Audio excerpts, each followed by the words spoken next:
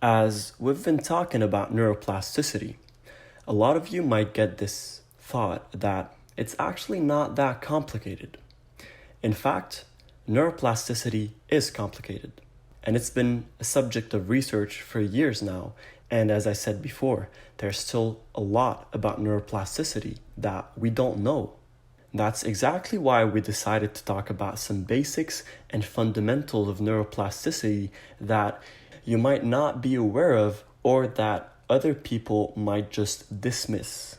We want to dive deeply into neuroplasticity and the plastic mind to ensure that you understand every single aspect of it before you start applying the principles that you're learning. And first off, we're going to talk about environment. Now, we did talk about the environment before, but now we want to expand more into this concept. Socio-cultural factors. The air we breathe and air pollution. We have water quality, food quality, industrial chemicals and alcohol, lifestyle, and of course, a genetics interaction with the environment. And these are all some of the most important factors that affect the health of people. In the early stages of life, from conception through adolescence, adverse environmental elements can have negative consequences on brain development of young people. And even furthermore, when you're an adult, having certain environmental issues can also cause a lot of brain problems. Unfortunately, air pollution, water quality, and food, industrial chemicals are some things that we just can't control. Some people live in countries where there's high levels of pollution, and this will affect them in a negative way. Some people live in countries or cities where pollution levels are low, and they will of course have better functioning when it comes to brain energy and overall health. I'm not going to go into depth into what pollution is doing to the world, and especially to us as human beings. But if you're interested about this subject, go check it out on Google and just look at how much pollution is affecting us, especially affecting our bodies and our brains. It is crazy. And adding to that, genetics, being born with a certain formula that nothing can change unless there is a genetic mutation, which is a really rare case that we're not going to talk about right now. We already talked about Charles Darwin for a bit. I think it's enough. Now, the socio-cultural factors are things that, in fact, we can control, but most of us don't want to, or to an extent, we can't.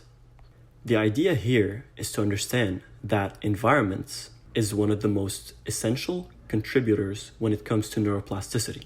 Socio-cultural factors can create an environment of pressure, stress, and anxiety, depression, inequality, injustice, unethical behaviors, and of course, consistency makes out of different factors, habits, lifestyles, and they become wired in the brain.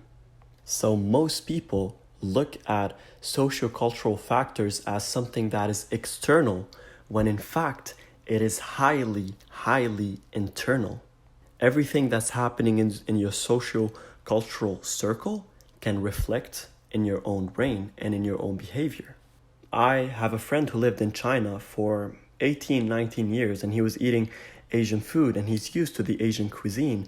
And then he came to Canada, and he just couldn't stand the food. He would feel disgusted when he eats certain foods that we have in Canada, and then he would get upset because he couldn't get any Asian food. He would get upset because his reward system and having this comfort of eating and feeling like you're done eating is not there, because his mind is so wired with a certain cuisine that he finds it hard to adapt to a new diet or new food. And I have another friend from Lebanon, the Middle East, who had absolutely no sense of awareness towards mental health issues. Now, what happened here is that he met a lot of people who talked about their problems, about depression, about anxiety, about social anxiety, or chronic stress. And he didn't deal with the situation from an empathy standpoint, trying to help the other people. In fact, he took a standpoint where he said, You can control the situation. You're doing this to yourself. Like, stop being the B word. I'm not sure if we can use it on Udemy or not, but you guys know what I'm talking about. And of course, people got offended and people talked shit about him, like he has absolutely no empathy, has no heart, when in fact, he wasn't even aware that what he's doing was wrong because of the social cultural influence on him. So unless you understand that when you say neuroplasticity, you say society and you say environment, you are missing out on one of the most important chunk pieces of information when it comes to neuroplasticity. Now, moving on, something that we mentioned in previous lectures, which is experiences. Now, socio and cultural situations usually involves experiences, and a lot of them. But we need to talk more in depth about experiences because the brain gets wired through experiences first. So before talking about consistency and talking about all the different techniques that would strengthen this connection and link between neurons, we should understand how the link is formed in the first place. And the way the link is established is through experience. And experience can mean a lot of different things. We're talking about being experienced, and we're talking about having new experiences. When you have an experience at something, it means that there is a neural structure forming and you're working on the right path. But new experiences, when you try something that you've never tried before, there's going to be a reaction in your mind that never happened before. A very quick example that I'm not sure if you can relate to it or not, but recently there's this huge trend on slime. Everybody, kids all around the world, they want to buy slime. They want to make slime. All the YouTube videos out there with millions and millions of views, just people holding slime, doing shapes, squeezing it and making funny noise out of it. And everybody's saying how satisfying it is and how they can just play with it for hours and they would just feel the stress going away. Now, why didn't they do this 5 years ago? Well, the reason why is because 5 years ago, people didn't try it that much. There wasn't a big enough number of experiences for it to trend. But those people who actually tried it, if you've never tried slime before, go grab one, buy one, and when you touch it for the first time, when you squeeze it for the first time, you're going to feel something different. You're going to feel something that you've never, ever felt before. And this is where the new experience is. Now here's how you would wire your brain into making it a habit. If every single time you feel anxious, you would get this slime and just squish it and play with it as much as you want until you feel that you don't feel anxious anymore, you don't feel anxiety anymore, your mind will start linking these two together. They will start linking the neural networks responsible for stress with the neural networks that deals with stress relief and all the neurons that were triggered when you touched the slime, and then through repetition, you felt relief. And now you have people spending hundreds of dollars over slime. I saw a slime kit that is worth $145. This is where you know that it's not just a trend anymore. It's becoming an actual experience. It's becoming something that is embedded in the human mind and the children's mind. After realizing these concepts, I was majoring in marketing at the University of Ottawa, and then I decided to take a minor in psychology to understand how I can link experiences to marketing. If I can use my marketing to make people feel new experiences that has a positive outcome and then they want to repeat it, they would be stuck in a loop through the concept, of course, of neuroplasticity.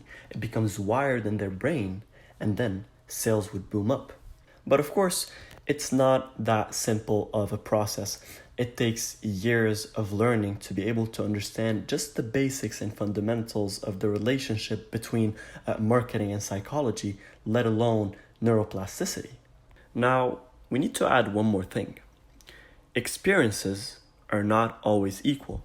Some experiences would affect you way more than other experiences. If you get a group of children and you give them pencils that are worth $1, the cheapest pencils that you can find, and they write with them throughout a few months. And then you take all these cheap pencils and you give them really nice, expensive pencils. Most probably, they have the tendency to write with better handwriting. The new pencil for them is a new experience. Knowing that they need to fix their handwriting, now they have the chance.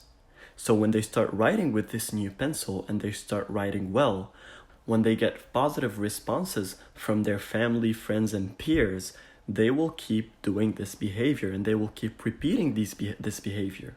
And if they do it long enough, even when they switch to the old pencil, their handwriting is still nice. But if they don't do it long enough, getting back the old pencil, they will not have the same handwriting as they had when they were using the more expensive pencils. And this huge change have very little emotional experience involved in it. Now let's take another example. You had this pencil that you've been writing with for a long time, but there's a pencil at the bookstore that you've seen that's a little bit expensive, but you really, really want it. You love this pencil and you would do anything in the world to have it. And then your dad notices that you have really bad handwriting. He goes and buys the pencil for you and he says, look, this is your gift, but you're gonna promise me that you're gonna have better handwriting, that you're gonna write better and practice your handwriting. In both examples that I previously mentioned, you got a new expensive pencil, and in both cases, your handwriting got better. But in the second example, the emotional experience is much better. There are a lot more emotions involved because first you really wanted this pencil, and then you got it, and then it was a gift from your father, and then your father wants what's good for you, and then you accept it, and you feel like you're taking responsibility. And these are all emotional factors that would enhance the emotional experience.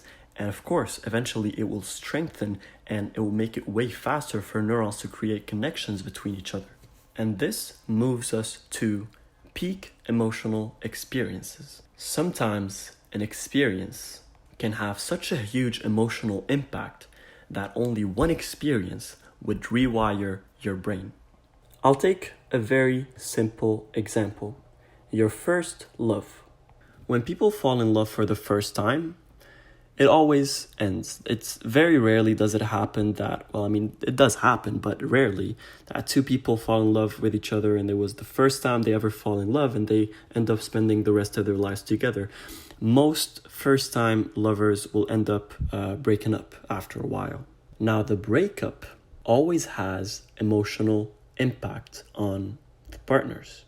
In some instances, both of them decide that it's not working out and they need to try some different things and they just agree that it needs to end and they stay friends. Then the emotional experience that they had was a really positive one. They fell in love and it was nice, and then they broke up. They agreed that it's time for them to move on and try new things, and that's where it ended. And for them, it's going to be wired in their brain that love is something not that hard to handle. It doesn't destroy you emotionally and make you go through depressive phases and whatever. But you have another couple who, when they broke up, the guy didn't want to break up and the girl broke up with him because maybe she wanted to date another guy who has more money. And this is an example that is very relative to our world today. Now, to make the example a bit more interactive, let's give them names.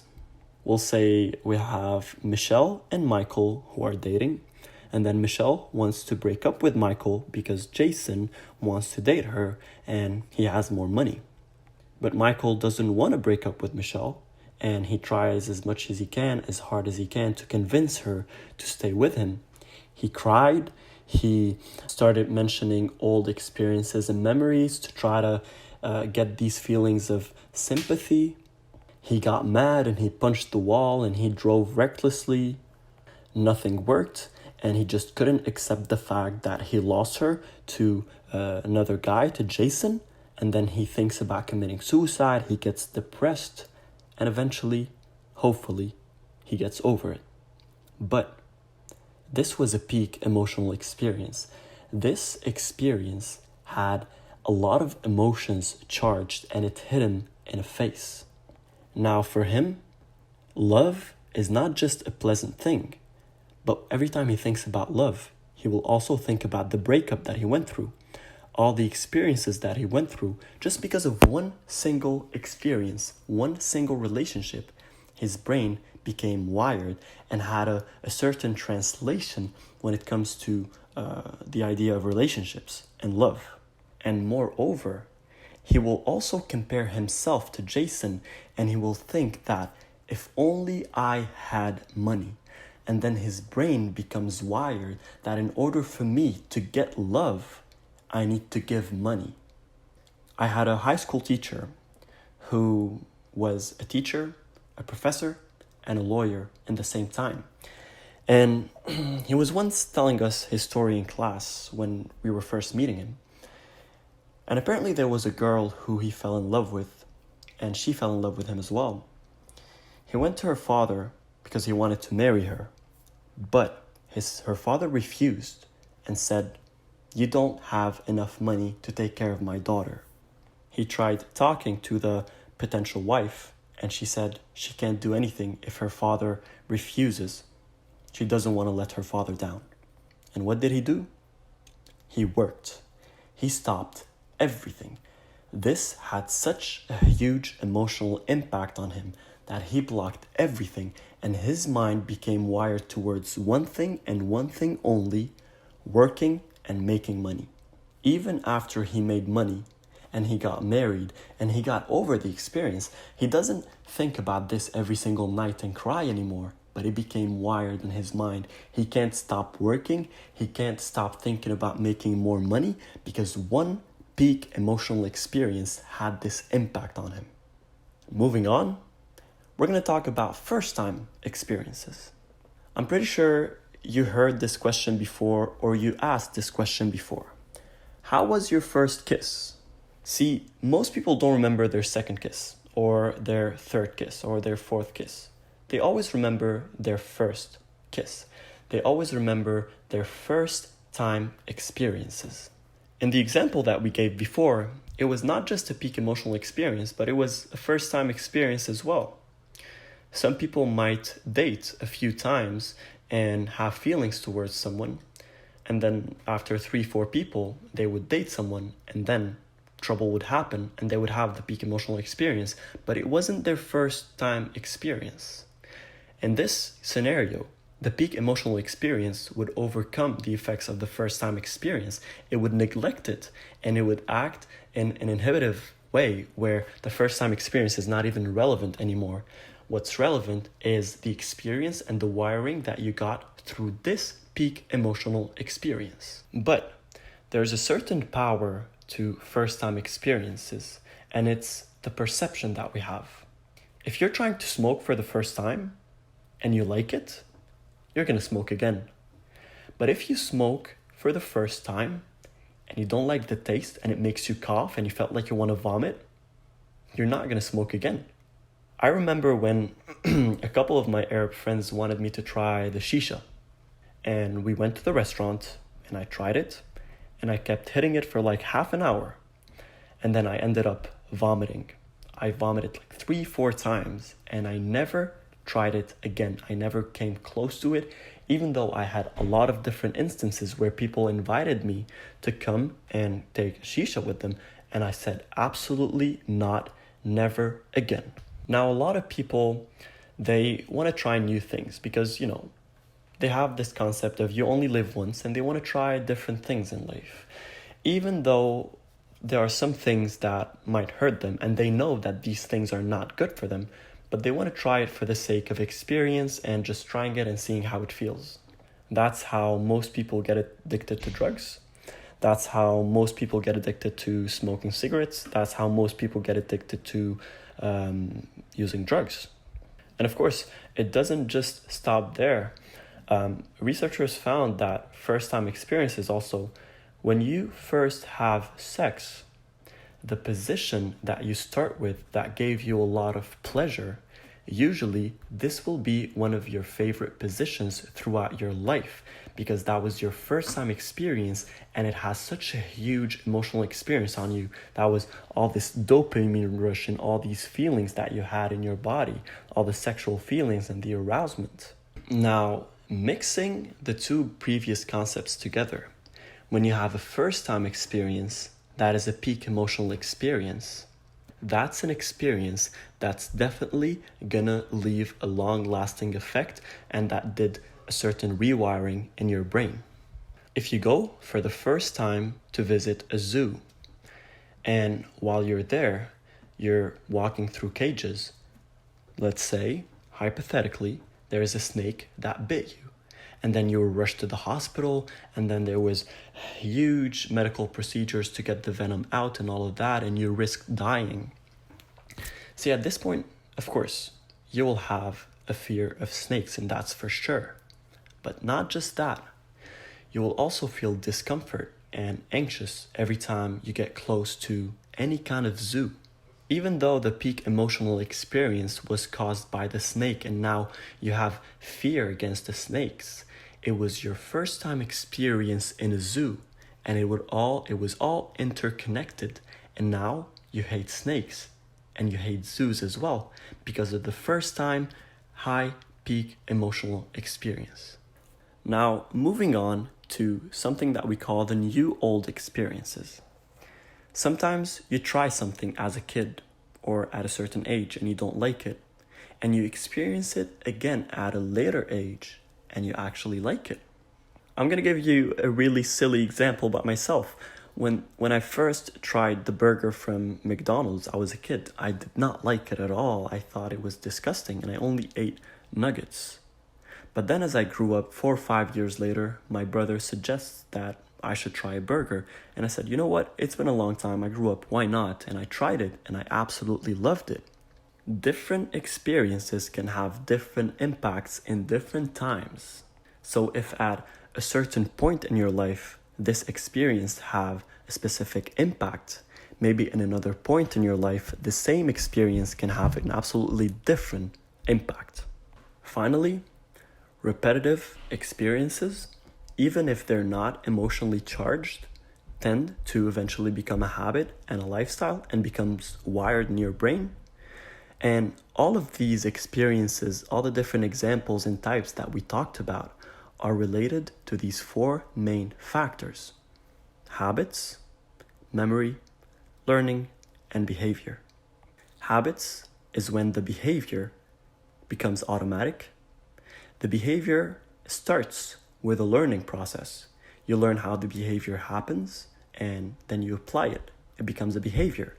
A certain set of learnings that you did created this behavior. And then through repetition, this behavior became a habit. Now, this habit brings you a certain pleasure. It gives you a reward that we're going to look at in the habit loop later on. And this habit loop, if the reward gives you a dopamine rush, it will be stuck in your memory that this behavior that I learned will give me this certain reward. And then what will happen is it will be wired in your brain and it will become a habit and a lifestyle. And it all began with one experience or a set of experiences that taught you something that resulted in a certain behavior. The behavior became a habit because of the memories, involvement, and the reward center. Now, moving on, we're going to talk about a concept called randomized controlled trial. Basically, becoming aware of biased experiences and interpretations. When you grow up in a society that has always taught you that smoking is good, it makes you feel good, it makes you look manly. When you try a cigarette, you are going to have a biased opinion and you're going to like it even if you don't like it. When somebody tries a dish and they tell you you need to try it, it's the best thing I've ever tried in my life. And then you try it and you're like, it's not that good actually. And the question is why? Well, because each one of you has a different opinion. So, according to his biased experience, this was the best thing he's ever tried between all the different food that he tried in his life. But in your own experience, all the foods that you tried in your life, this was not one of the best. In most cases, all the experiences that we have in our lives, whether they're new or they're not, we already have a certain mental interpretations when it comes to these experiences. And sometimes these biased opinions can actually make you avoid getting into experiences that in the long run are beneficial for you. People who grow up in families where the parents and the siblings never went to school, and the father always says that schooling is not important and the school system is corrupt and it will only get you into student debts and it will never teach you anything. You will not even consider going to school because you think that it's a complete waste of time. So you don't even get to the experience because of your biased opinion. So if you stop looking at things, at experiences in terms of what other people told you and what you interpreted based on that, and you just try the experience to see how you are honestly and genuinely gonna feel about it, there's gonna be a huge difference in your life. Lastly, we're gonna talk about 5 last concepts. First is mental stimulation. Keeping yourself in a constant mental stimulation and brain stimulation pattern is always good to ensure neuroplasticity. The more mental stimulation you experience, the more links will happen between neurons and the more neural chains and networks you will have. And one of the things that kill the mental stimulation is watching television. Watching TV, which of course includes watching Netflix and watching YouTube, absolutely blocks your mental stimulation. Every single time you're watching a show, you're watching TV, you're watching YouTube, your mind is not being stimulated. Your mind just stops and you're just watching without thinking about anything. Moreover, the Mediterranean diet was found to help a lot with neuroplasticity. Social network and social networking platforms, as we talked about them before, they are absolutely detrimental. And lastly, different brains adapt differently. Every brain has different experiences, have different structures, have different opinions and interpretations, and each and every brain will adapt to situations in a different way. And now, as we come to the end of this lecture, I just want you guys to know that all of these principles, basics, and fundamentals that we talked about right now are crucial to know.